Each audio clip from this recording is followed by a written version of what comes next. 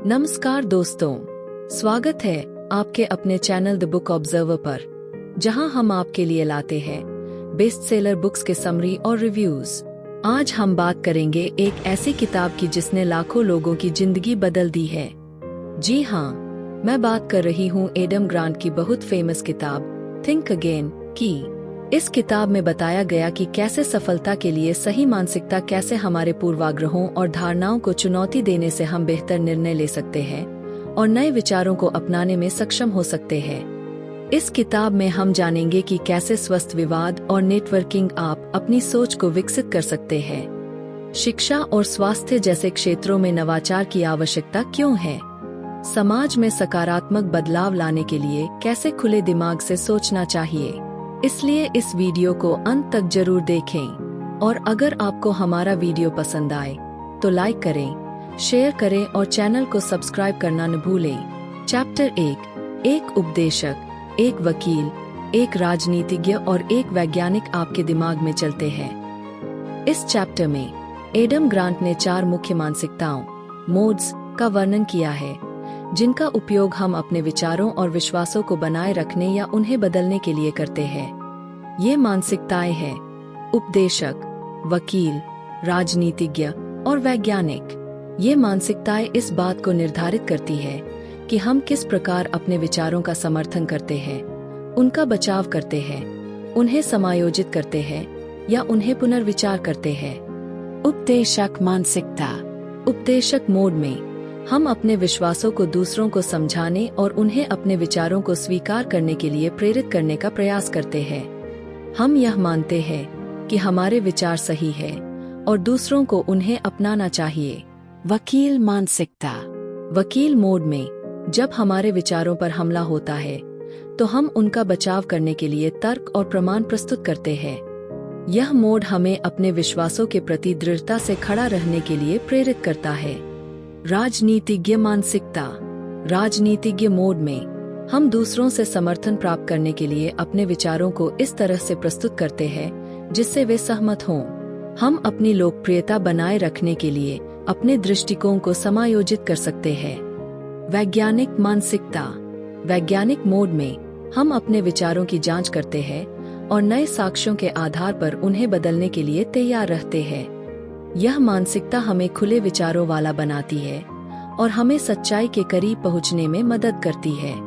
उदाहरण के लिए, मान लीजिए आप मानते हैं कि एक विशेष प्रकार की डाइट, खानपान सबसे अच्छी है क्योंकि आपने उसके बारे में काफी सकारात्मक बातें सुनी हैं। लेकिन जैसे ही आप इस पर और रिसर्च करते हैं और विशेषज्ञों से सलाह लेते हैं, आपको पता चलता है कि यह डाइट सभी के लिए उपयुक्त नहीं है। वैज्ञानिक मानसिकता में आप इस नई जानकारी को स्वीकार करते हैं और अपनी डाइट को बदलने का निर्णय लेते हैं, भले ही आपने पहले इसे सबसे अच्छा माना था। इस प्रकार की सोच न केवल आपको नई चीजें सीखने में मदद करती है, बल्कि आपको अपनी मान्यताओं के प्रति अधिक लचीला और सशक्त बनाती है। चैप्टर 2, आर्मचेयर क्वार्टरबैक और धोखेबाज। इस चैप्टर में एडम ग्रांट ने 2 प्रमुख मानसिकताओं का विश्लेषण किया है, आर्मचेयर क्वार्टरबैक और धोखेबाज सिंड्रोम। ये दोनों मानसिकताएं हमारी सोच और हमारे आत्म मूल्यांकन को प्रभावित करती है और यह निर्धारित करती है कि हम खुद को और दूसरों को कैसे देखते हैं। आर्मचेयर क्वार्टरबैक मानसिकता। इस मानसिकता में व्यक्ति बाहरी तौर पर बहुत आत्मविश्वासी दिखाई देता है, लेकिन वास्तव में उसके पास गहन ज्ञान या अनुभव नहीं होता। ऐसे लोग अक्सर खुद को विशेषज्ञ मानते हैं और दूसरों को सलाह देते हैं, जबकि उनके पास पर्याप्त अनुभव या जानकारी नहीं होती। उदाहरण के लिए एक व्यक्ति जो फुटबॉल का मैच देख रहा है, वह टीवी के सामने बैठकर खिलाड़ियों और कोच के निर्णयों पर टिप्पणी करता है। उसे लगता है कि वह बेहतर रणनीति बना सकता है, जबकि वास्तव में उसके पास खेल का गहरा ज्ञान नहीं है। यही कारण है कि उसे आर्मचेयर क्वार्टरबैक कहा जाता है, क्योंकि वह केवल दूर से ही जानकार दिखने की कोशिश करता है। धोखेबाज सिंड्रोम। धोखेबाज सिंड्रोम से ग्रस्त व्यक्ति को अपने ही कौशल और उपलब्धियों पर संदेह होता है। वह सोचता है कि उसने जो भी सफलता प्राप्त की है, वह केवल भाग्य या धोखे से हासिल की गई है, न कि उसकी योग्यता के कारण। ऐसे लोग अक्सर खुद को धोखेबाज मानते हैं और उन्हें यह डर रहता है कि कभी न कभी लोग उनके बारे में सच्चाई जान लेंगे। उदाहरण के लिए मान लीजिए एक सफल महिला वैज्ञानिक जिसने कई पुरस्कार जीते हैं, उसे हमेशा यह महसूस होता है कि वह उस सम्मान की हकदार नहीं है। उसे लगता है कि उसके सहकर्मी उससे बेहतर है और उसकी सफलता केवल संयोग है। वह अपनी योग्यता पर भरोसा नहीं करती और इस डर से ग्रस्त रहती है कि लोग कभी उसे एक धोखेबाज के रूप में पहचान लेंगे। आर्मचेयर क्वार्टरबैक मानसिकता और धोखेबाज सिंड्रोम के बीच संतुलन बनाना आवश्यक है। आर्मचेयर क्वार्टरबैक मानसिकता हमें बिना पर्याप्त ज्ञान या अनुभव के आत्मविश्वासी बनाती है, जबकि धोखेबाज सिंड्रोम हमें अपनी क्षमताओं पर शक करने के लिए मजबूर करता है। दोनों ही मानसिकताएं हमारे विकास में बाधा डाल सकती है। लेखक कहते हैं कि हमें इन मानसिकताओं से उबरने के लिए एक वैज्ञानिक दृष्टिकोण अपनाना चाहिए। इसका मतलब है कि हमें अपने ज्ञान और अनुभव को वास्तविकता के साथ संतुलित करना चाहिए और अपनी क्षमताओं को निष्पक्षता से आकलित करना चाहिए। इससे हम अपनी सोच को सुधार सकते हैं और एक संतुलित आत्म मूल्यांकन के साथ अधिक प्रभावी ढंग से काम कर सकते हैं। चैप्टर 3, गलत होने का आनंद। इस चैप्टर में एडम ग्रांट ने गलत होने की अवधारणा को सकारात्मक दृष्टिकोण से देखने की कोशिश की है। आमतौर पर हम गलत होने से डरते हैं या इसे अपनी असफलता के रूप में देखते हैं, लेकिन लेखक का मानना है कि गलतियां करना और गलत साबित होना हमारे सीखने और विकास के लिए बेहद महत्वपूर्ण है। गलतियां हमें अपने पूर्वाग्रहों और सीमित दृष्टिकोण से बाहर निकलने का मौका देती है। जब हम गलत साबित होते हैं तो हमारे पास यह अवसर होता है कि हम अपनी सोच को फिर से जांचें और उसे सुधारें। गलतियां हमें वास्तविकता के करीब लाती है और हमें सिखाती है कि हमारे पास हमेशा सब कुछ नहीं होता। लोग अक्सर अपने दृढ़ विश्वासों से चिपके रहते हैं क्योंकि वे अपनी पहचान और सुरक्षा को इससे जोड़ते हैं। लेकिन अगर हम खुलेपन की मानसिकता अपनाते हैं तो हम गलत होने को एक सीखने का अवसर मान सकते हैं। जब हम मानते हैं कि हम हमेशा सही नहीं हो सकते तो हम अधिक लचीले और अनुकूलनीय बन जाते हैं। उदाहरण के लिए मान लीजिए एक इंजीनियर ने एक नई मशीन डिजाइन की है, लेकिन जब इसे असेंबल किया गया तो यह काम नहीं कर रही थी। पहले तो उसे लगा कि वह असफल हो गया है, लेकिन फिर उसने इसे एक अवसर के रूप में देखा। उसने मशीन के काम न करने के कारणों का विश्लेषण किया और इससे नई चीजें सीखी। अगले प्रयास में उसने एक बेहतर डिजाइन तैयार किया जो पूरी तरह से काम कर रहा था। इस प्रकार गलत होने ने उसे बेहतर इंजीनियर बनने में मदद की। सही साबित होने की चाह हमें सीमित कर सकती है। जब हम हर कीमत पर सही साबित होना चाहते हैं तो हम नई जानकारी या नए दृष्टिकोण को स्वीकार नहीं करते। इससे हमारी सोच स्थिर हो जाती है और हम सीखने के अवसर खो देते हैं। अगर हम गलत होने को एक रोमांचक अनुभव के रूप में देखते हैं तो हम खुद को अधिक खुले और उत्सुक बना सकते हैं। जब हम गलतियों को अपनाते हैं तो हम व्यक्तिगत और पेशेवर जीवन में नई चीजें सीखने और बेहतर बनने के लिए अधिक प्रेरित होते हैं। गलत होने को अपनाने से हमारी सोच में सुधार होता है और हम अपने पूर्वाग्रहों से मुक्त होते हैं। गलतियां हमें सिखाती है कि हम हमेशा सही नहीं हो सकते और यह कि हमारी विफलताएं भी हमारे विकास में महत्वपूर्ण भूमिका निभाती है। अगर हम गलत होने का आनंद लेना सीखते हैं तो हम अधिक नवाचारी, अनुकूलनीय और लचीले बन सकते हैं, जो हमें जीवन में अधिक सफल और संतुलित बनाता है। Chapter 4, the good fight club. इस चैप्टर में एडम ग्रांट ने यह समझाने की कोशिश की है कि असहमति और बहस का सही तरीके से उपयोग किया जाए तो यह व्यक्तिगत और संगठनात्मक विकास के लिए बेहद फायदेमंद हो सकता है। द गुड फाइट क्लब का विचार यह है कि हमें असहमति से भागने के बजाय उसे गले लगाना चाहिए, क्योंकि यह हमें बेहतर निर्णय लेने और नए दृष्टिकोण अपनाने के लिए प्रेरित करता है। स्वस्थ बहस और असहमति हमारे सोचने के तरीके को चुनौती देती है और हमें अपने दृष्टिकोण को व्यापक बनाने का अवसर देती है। जब हम अपने विचारों को केवल अपने अंदर रखकर सीमित नहीं रखते तो हमें नए विचारों और संभावनाओं को समझने का मौका मिलता है। असहमति और तर्क हमें उन गलतियों से बचाते हैं जो हो सकती थी अगर हमने केवल एक ही दृष्टिकोण को माना होता। असहमति का उद्देश्य किसी को नीचा दिखाना या किसी को पराजित करना नहीं होना चाहिए, बल्कि यह एक रचनात्मक प्रक्रिया होनी चाहिए।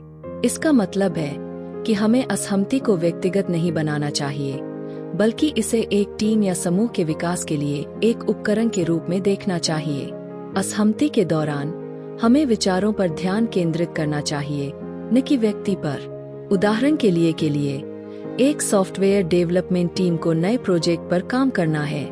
टीम के सदस्यों के बीच कोडिंग के तरीके पर असहमति होती है। कुछ सदस्य एक तरीका अपनाने का सुझाव देते हैं, जबकि अन्य किसी दूसरे तरीके के पक्ष में है।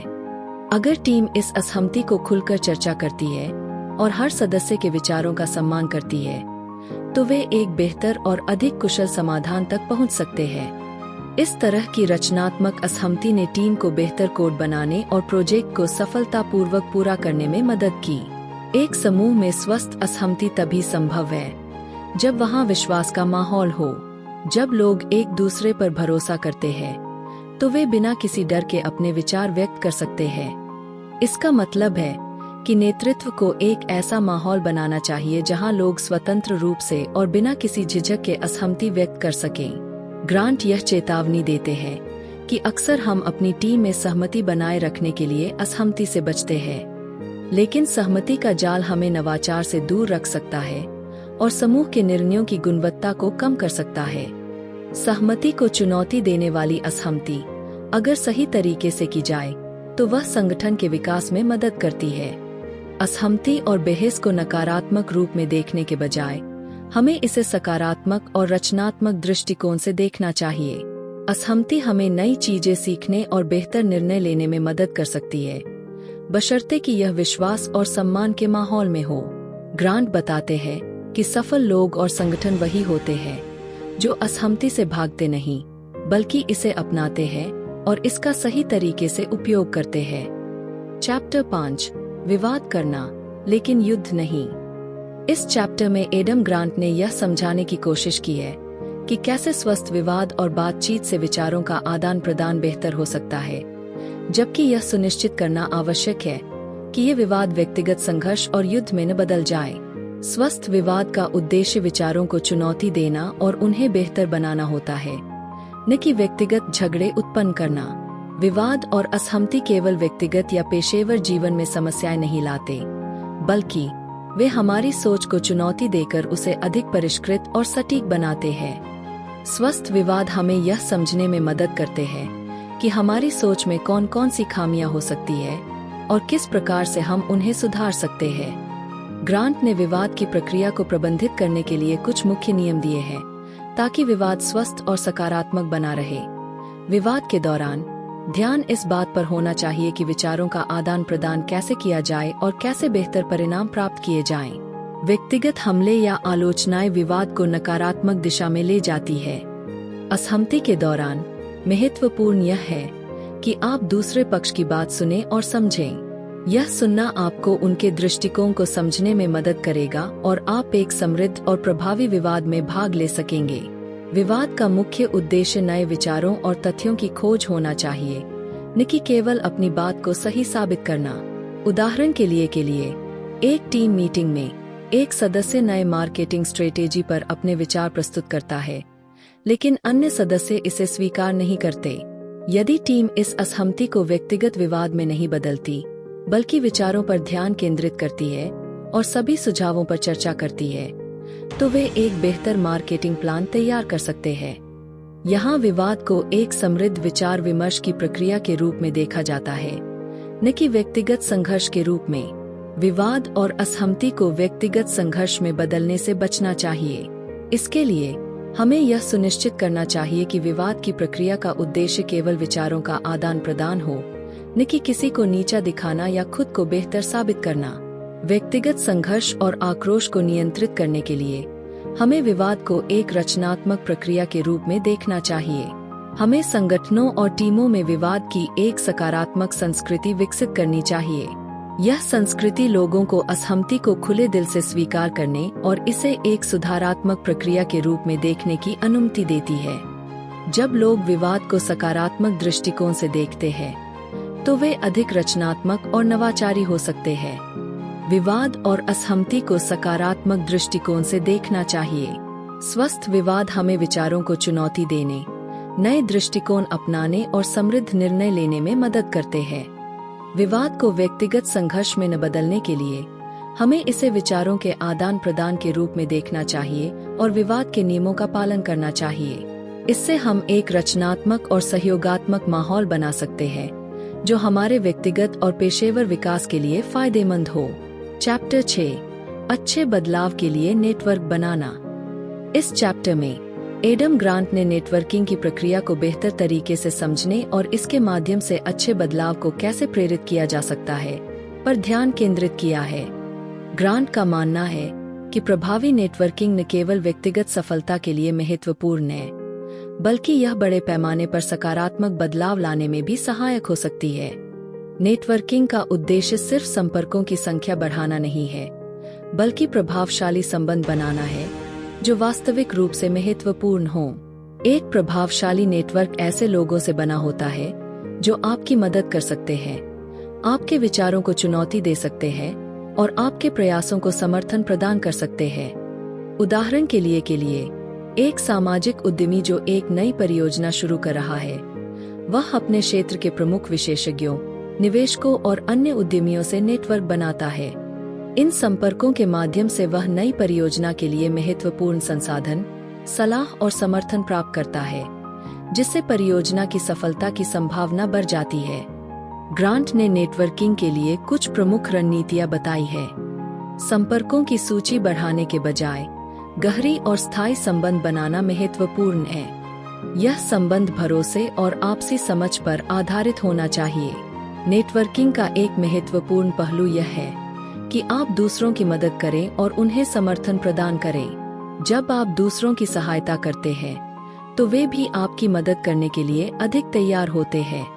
प्रभावशाली नेटवर्किंग केवल व्यक्तिगत लाभ के लिए नहीं होती, बल्कि यह साझा परियोजनाओं और सहयोग के अवसर भी प्रदान करती है।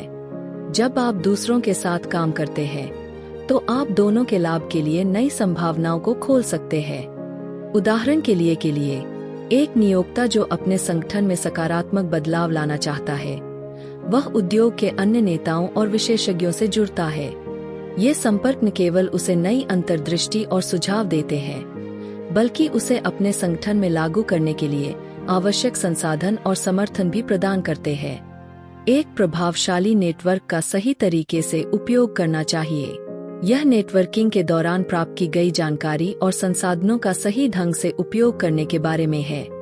नेटवर्क का उपयोग करके आप अपने विचारों को साझा कर सकते हैं, नए अवसर प्राप्त कर सकते हैं और सामूहिक प्रयासों को सहयोग दे सकते हैं।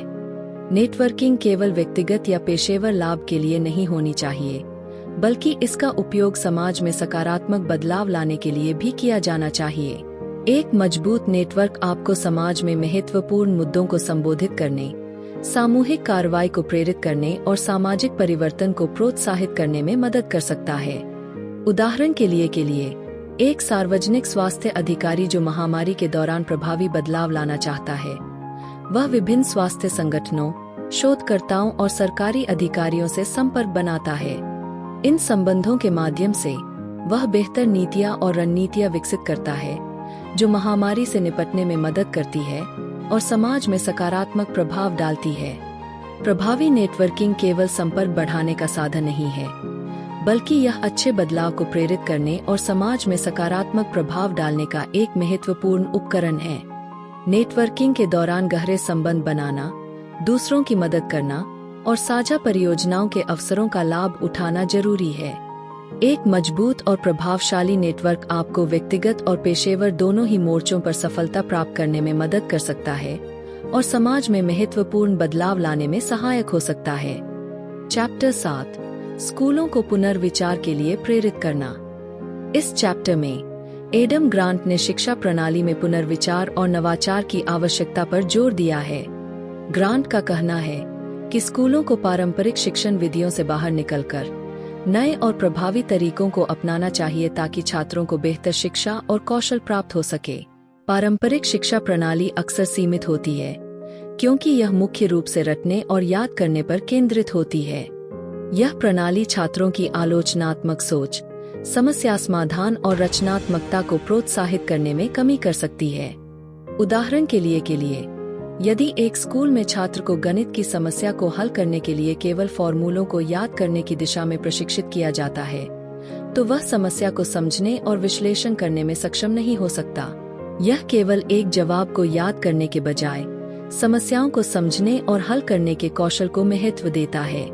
स्कूलों को शिक्षा के तरीके पर पुनर्विचार करना चाहिए और उन्हें छात्रों को जीवन के लिए आवश्यक वास्तविक कौशल सिखाने पर ध्यान केंद्रित करना चाहिए। यह नई शिक्षा विधियां छात्रों को केवल तथ्यों की जानकारी नहीं देती, बल्कि उन्हें विचार करने, सोचने और समस्याओं को हल करने के लिए तैयार करती है। उदाहरण के लिए, कुछ स्कूल परियोजना आधारित शिक्षा और अनुभवात्मक शिक्षण विधियां अपनाते हैं, जहां छात्र वास्तविक जीवन की समस्याओं पर काम करते हैं और समाधान खोजते हैं। इस प्रकार की शिक्षा छात्रों को केवल सूचना नहीं देती, बल्कि उन्हें विश्लेषण, सहयोग और नवाचार के लिए प्रेरित करती है। शिक्षकों की भूमिका केवल ज्ञान देने तक सीमित नहीं होनी चाहिए। शिक्षकों को छात्रों के सोचने के तरीके को प्रोत्साहित करने, उन्हें चुनौती देने और उनके विचारों को मान्यता देने का प्रयास करना चाहिए। उदाहरण के लिए, एक शिक्षक छात्रों से खुले प्रश्न पूछता है, जो उनके आलोचनात्मक सोच और समस्या समाधान कौशल को प्रोत्साहित करते हैं और उन्हें सोचने और अपने विचारों को साझा करने के लिए प्रेरित करता है। स्कूलों को पारंपरिक शिक्षण विधियों से बाहर निकलकर नए और प्रभावी तरीकों को अपनाना चाहिए, ताकि छात्रों को वास्तविक जीवन के लिए आवश्यक कौशल और ज्ञान प्राप्त हो सके। पुनर्विचार और नवाचार की प्रक्रिया को अपनाकर स्कूल शिक्षा की गुणवत्ता को बेहतर बना सकते हैं और छात्रों को जीवन में सफल होने के लिए तैयार कर सकते हैं। यह केवल सूचना देने का मामला नहीं है, बल्कि यह सोचने, समझने और समस्या समाधान कौशल को बढ़ावा देने का भी है। चैप्टर 8, नौकरी में सीखने की संस्कृति बनाना। इस चैप्टर में एडम ग्रांट ने कार्यस्थल पर सीखने की संस्कृति बनाने की महत्वपूर्णता पर जोर दिया है। ग्रांट का कहना है कि जब संगठनों में एक सीखने की संस्कृति विकसित की जाती है, तो यह न केवल कर्मचारियों के व्यक्तिगत और पेशेवर विकास को बढ़ावा देती है, बल्कि समग्र संगठन की सफलता और नवाचार की क्षमता को भी सुधारती है। कार्यस्थल पर एक मजबूत सीखने की संस्कृति के बिना कर्मचारी अपनी क्षमताओं और ज्ञान को सीमित कर सकते हैं।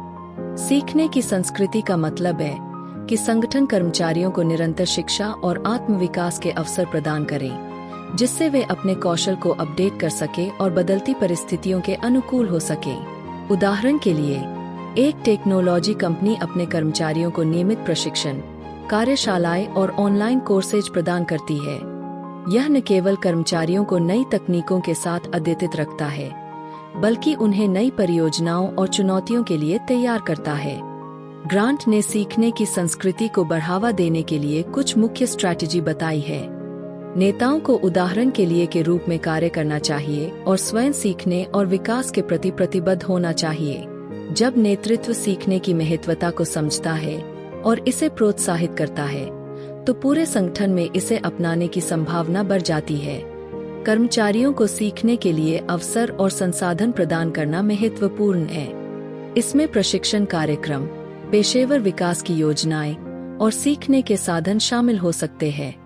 कर्मचारियों को उनकी सीखने की प्रक्रिया में प्रोत्साहित करना और उन्हें सकारात्मक फीडबैक देना भी महत्वपूर्ण है। इससे वे अधिक उत्साहित और प्रेरित महसूस करते हैं। उदाहरण के लिए, एक संगठन अपने कर्मचारियों को नई परियोजनाओं पर काम करने के अवसर प्रदान करता है और उन्हें नियमित फीडबैक देता है। यह उनके सीखने और कौशल में सुधार के लिए प्रोत्साहन का काम करता है। सीखने की संस्कृति नवाचार को भी बढ़ावा देती है। जब कर्मचारी निरंतर सीखते हैं और अपने ज्ञान को अपडेट करते हैं, तो वे नई और बेहतर समाधान विकसित करने में सक्षम होते हैं।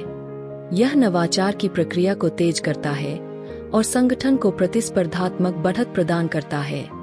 ग्रांट ने कुछ सफल संगठनों की कहानियां भी साझा की है, जहां सीखने की संस्कृति ने उन्हें उत्कृष्टता की ऊंचाइयों पर पहुंचाया। ये कहानियां दर्शाती है कि कैसे निरंतर शिक्षा और विकास के अवसर ने इन संगठनों को उनके लक्ष्यों को प्राप्त करने में मदद की। उदाहरण के लिए, गूगल जैसी कंपनियां अपने कर्मचारियों को समय समय पर नए प्रोजेक्ट्स पर काम करने का अवसर देती है और नवाचार को प्रोत्साहित करती है। इस प्रकार की संस्कृति ने उन्हें तकनीकी क्षेत्र में अग्रणी बनने में मदद की है। कार्यस्थल पर सीखने की संस्कृति को प्रोत्साहित करना संगठन की सफलता और विकास के लिए अत्यंत महत्वपूर्ण है। यह संस्कृति न केवल कर्मचारियों के व्यक्तिगत और पेशेवर विकास को बढ़ावा देती है, बल्कि नवाचार और प्रतिस्पर्धात्मकता को भी सुधारती है। प्रेरक नेतृत्व, संसाधनों की उपलब्धता और सकारात्मक फीडबैक के माध्यम से संगठन एक ऐसी संस्कृति बना सकते हैं जो सीखने और विकास को प्राथमिकता देती है। चैप्टर 9, समाज में पुनर्विचार को बढ़ावा देना, विस्तृत सारांश। इस चैप्टर में एडम ग्रांट ने समाज में पुनर्विचार और खुले दिमाग से सोचने की महत्वपूर्णता पर ध्यान केंद्रित किया है।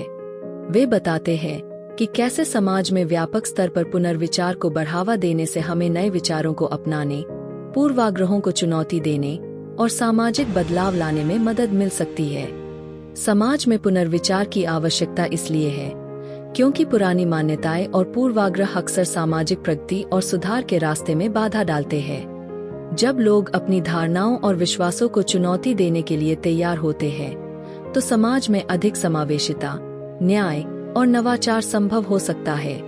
उदाहरण के लिए, एक समाज जो पुरानी धारणाओं पर आधारित है, जैसे लिंग आधारित भूमिकाएं, वह सामाजिक न्याय और समानता को पूरी तरह से लागू नहीं कर सकता।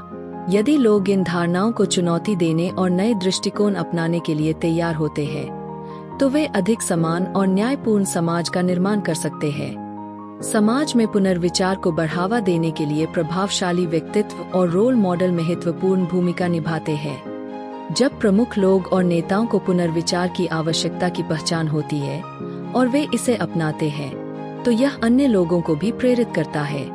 शिक्षा और संवाद समाज में पुनर्विचार को बढ़ावा देने के लिए आवश्यक है। जब लोग खुलकर चर्चा करते हैं और नए विचारों को सीखते हैं, तो वे अपने दृष्टिकोण को सुधार सकते हैं और अधिक खुला दृष्टिकोण अपना सकते हैं। उदाहरण के लिए, स्कूलों और विश्वविद्यालयों में नए और विविध दृष्टिकोणों पर चर्चा करने और सोचने की प्रक्रियाओं को अपनाने से छात्रों को विचारों की विविधता को समझने का मौका मिलता है। इससे वे समाज में सकारात्मक बदलाव के लिए तैयार होते हैं। समाज में खुलापन और सहिष्णुता को बढ़ावा देना पुनर्विचार को प्रोत्साहित करने के लिए महत्वपूर्ण है। जब लोग विभिन्न विचारों और दृष्टिकोणों को स्वीकार करते हैं, तो वे अधिक सृजनात्मकता और नवाचार को बढ़ावा देते हैं। उदाहरण के लिए, एक विविध कार्यस्थल जहां विभिन्न पृष्ठभूमियों और विचारधाराओं के लोग मिलते हैं, वहां नए और प्रभावशाली विचार उत्पन्न हो सकते हैं।